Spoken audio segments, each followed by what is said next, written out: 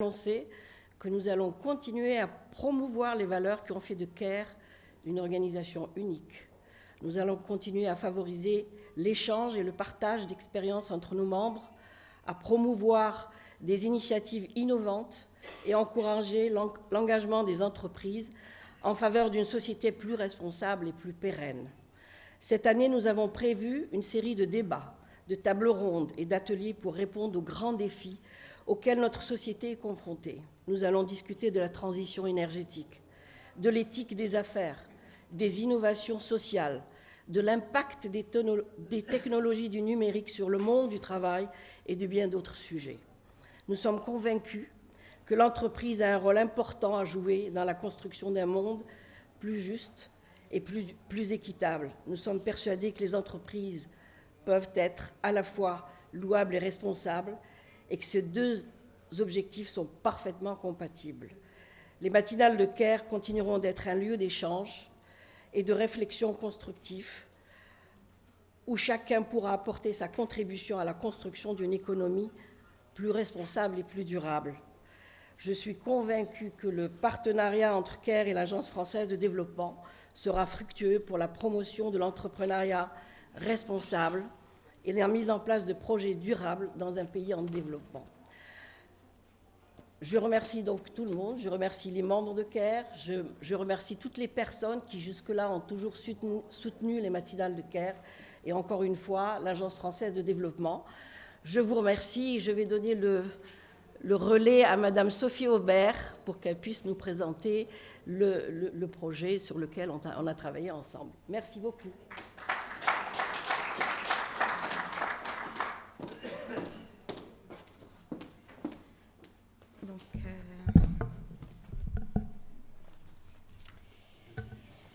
Oui. Alors, Vous serez plus à l'aise. effectivement. Donc moi, je peux bouger avec ça.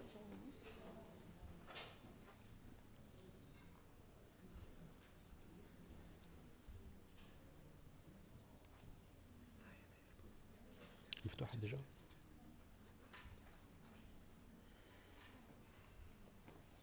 كيفاش نخرج c'est bon. Oui. Là on est bon en principe, hein? Ok, très bien. Pour ça c'est ça, voilà, ça fonctionne comme ça. Donc, d'accord. Donc là, je suis là. C'est bon, je peux bouger? Oui, on est en mode présentation. Est-ce que ça bouge? Ah, voilà. Bon, ça doit être bon. Ok. Il faut remettre en mode.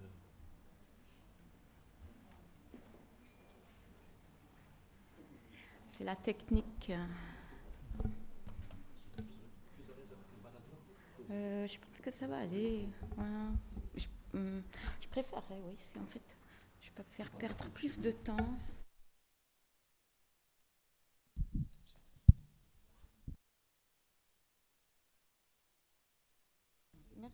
Merci bien. Bonjour. Alors, je peux baisser un peu l'écran parce que j'ai l'impression d'être cachée derrière. Ouais, ça va. Voilà. Bonjour à tous, mesdames et messieurs.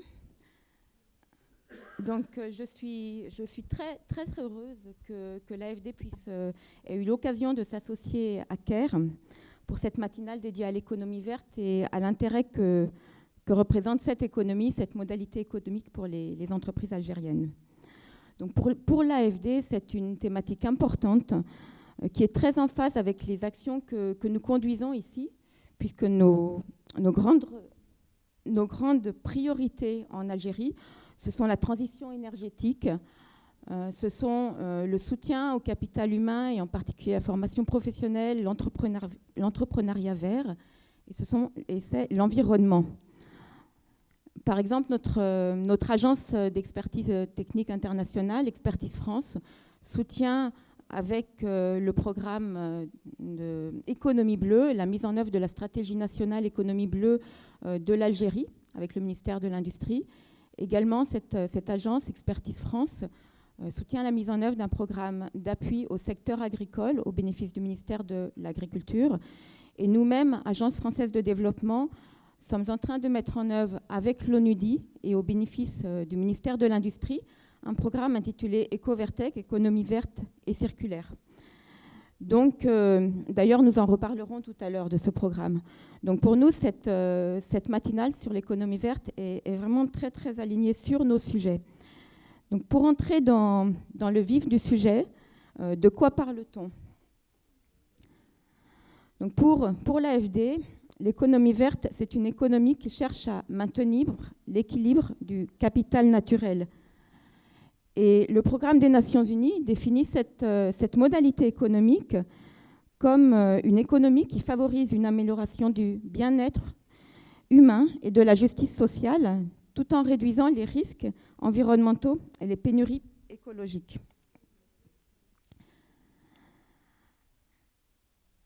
Donc vous voyez, la définition du PNUE renvoie d'abord à cette notion de production et de consommation responsable.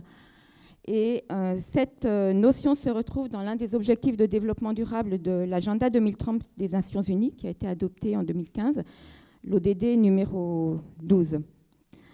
Donc, en partant de cette définition, ce que je souhaiterais faire, puisque nous aurons les experts qui vont entrer dans le détail du sujet de manière thématique, ce que je souhaiterais faire en tant qu'agence française de développement, avec un objectif d'alignement 100% sur le climat, je souhaiterais mettre en perspective la logique d'économie verte dans le contexte plus global de la transition bas carbone, puisque c'est bien à cet objectif que les États de la planète ont volontairement souscrit en 2015 à l'accord à la COP21 sur la lutte contre le changement climatique. Donc, je voudrais rappeler ce qui sous-tend cet accord de Paris, que tout le monde sait désormais, mais sans toujours en tirer les conséquences. Donc, de manière très rapide et très simple, le point que je veux mentionner est que depuis que nous sommes entrés dans l'ère industrielle, notre activité économique est basée sur l'extraction de la matière, sa transformation, sa consommation et le rejet des déchets. Et le moteur de cette mécanique, c'est l'énergie. Ce sont les énergies sans lesquelles nous n'aurions pas pu développer le modèle économique de transformation de la matière que nous connaissons aujourd'hui. Et plus précisément, le moteur de notre modèle économique, ce sont les énergies fossiles auxquelles nous recourons d'abord pour faire fonctionner notre modèle. Et ce modèle a permis une forte croissance globale et donc une importante création de richesses. Mais nous nous rendons compte progressivement, depuis une trentaine, voire plus d'années, qu'en réalité, avec les émissions de gaz à effet de serre que produit notre modèle économique, le modèle industriel, d'une part, nous sommes en train de créer les conditions qui devraient se rapprocher de l'impossibilité pour les humains tout simplement d'habiter certains endroits de la planète, que ce soit les littoraux et l'équateur en particulier. Et d'autre part, nous nous rendons compte que nous sommes également en train d'épuiser ce qui est à l'origine de la richesse, c'est-à-dire les ressources de la Terre. Et pour illustrer mon propos, je me référerai à un travail qui est désormais bien connu d'une fondation, Footprint Data Foundation.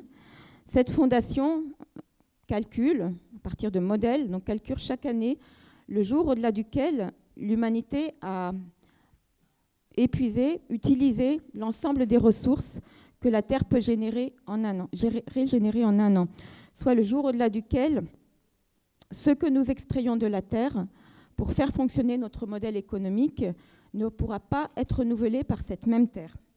Et ce jour J, comme il l'appelle, chaque année recule. En 1970, il était le 29 décembre. Il est passé au 23 septembre en 2000 et en 2022, il a reculé au 28 juillet.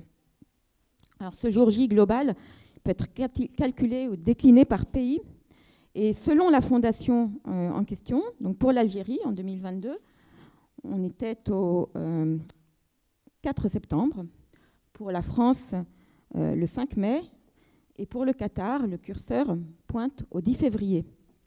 Donc en d'autres termes, si l'on continue selon cette logique, les entreprises qui sont les acteurs économiques n'auront in fine plus de ressources à disposition pour produire.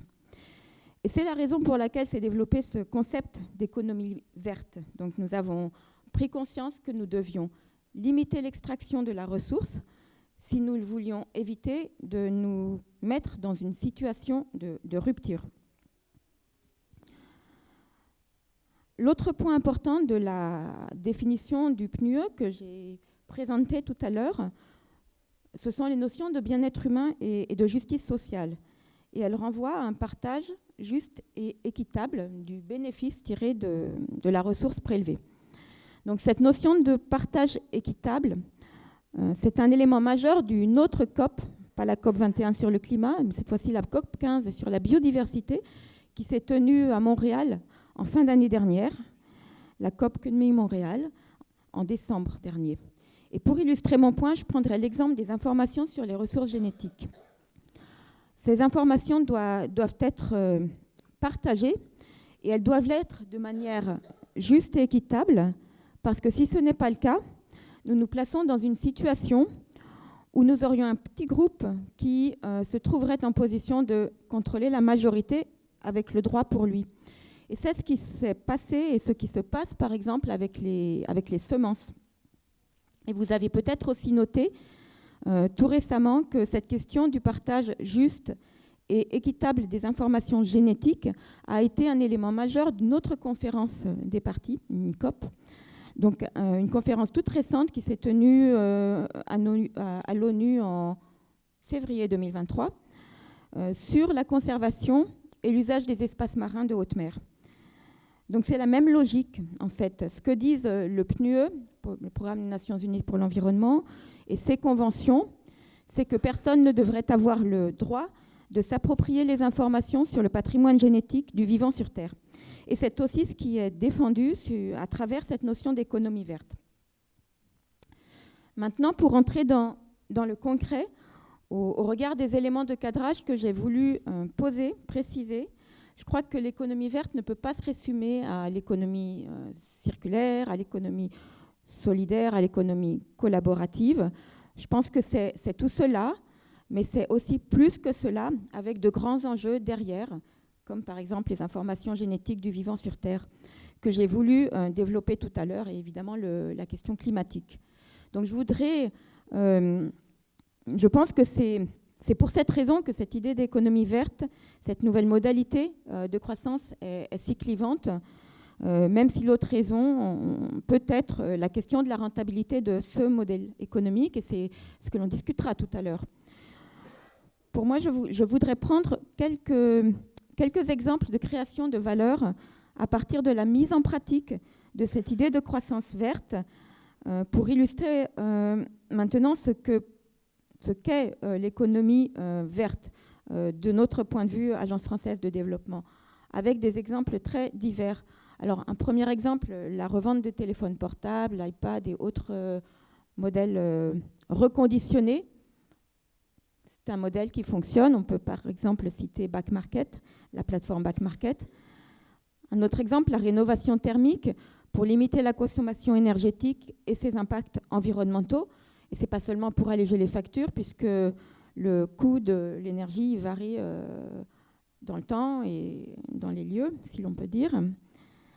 Également l'agroécologie, qui est désormais un modèle qui se développe et dont il est prouvé que c'est un modèle qui permet de nourrir tout en préservant les sols sur le long terme, ce qui n'est pas le cas de l'agriculture avec les fertilisants chimiques, par ailleurs gros émetteurs de CO2.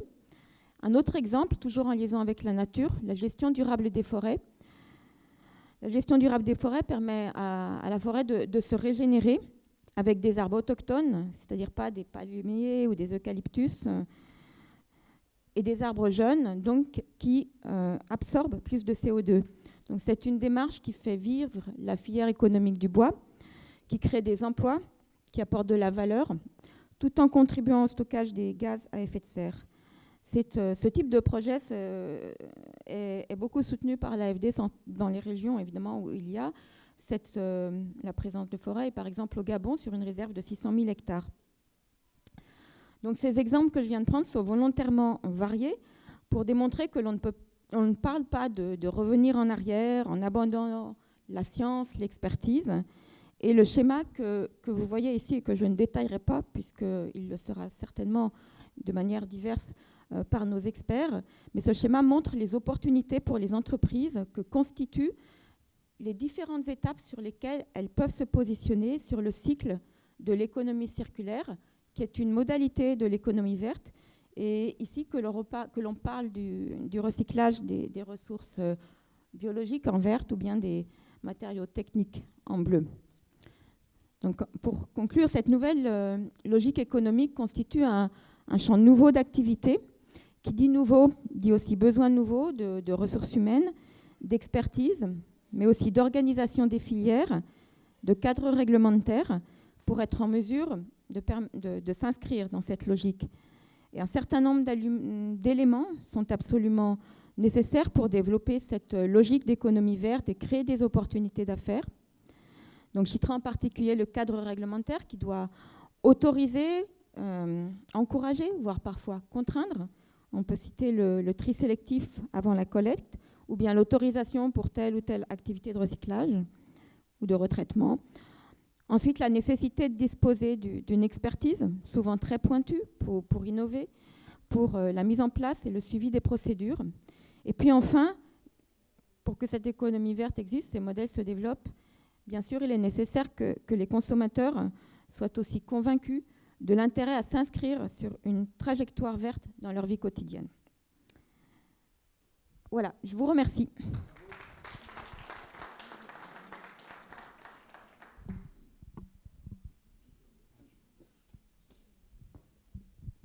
Merci. Alors, je vais éteindre ça. Merci. Merci Sophie pour cette très intéressante communication. Je vais prendre le relais, donc tout simplement, rapidement, pour aborder cette problématique de l'enjeu pour l'entreprise algérienne. Nous, à CARE, en fait, nous sommes le cercle d'action et de réflexion pour l'entreprise. Donc, nous sommes un think tank, comme Madame la Présidente l'a présidé tout à l'heure. Donc, notre centre d'intérêt, c'est l'entreprise algérienne. Et souvent, on peut être amené à se poser la question, finalement, ce discours sur le développement durable ou sur l'économie verte ou sur l'économie circulaire ou sur la RSE, etc., est-ce que quand même, ce n'est pas un nouveau cadre de contraintes qu'on est en train d'imposer à l'entreprise? Et le discours que nous tenons à CARE, avec d'autres partenaires et d'autres acteurs industriels, opérationnels, institutionnels, c'est que non, justement, c'est une opportunité. Mais la question, c'est où est l'opportunité si vraiment on va faire donc, ce plaidoyer sur l'économie verte. Donc la question qui nous intéresse, et je crois que Sophie Aubert l'a bien souligné, c'est que finalement, le monde change. Le monde change. Vous savez, ce qui était, il y a 50 ans, un discours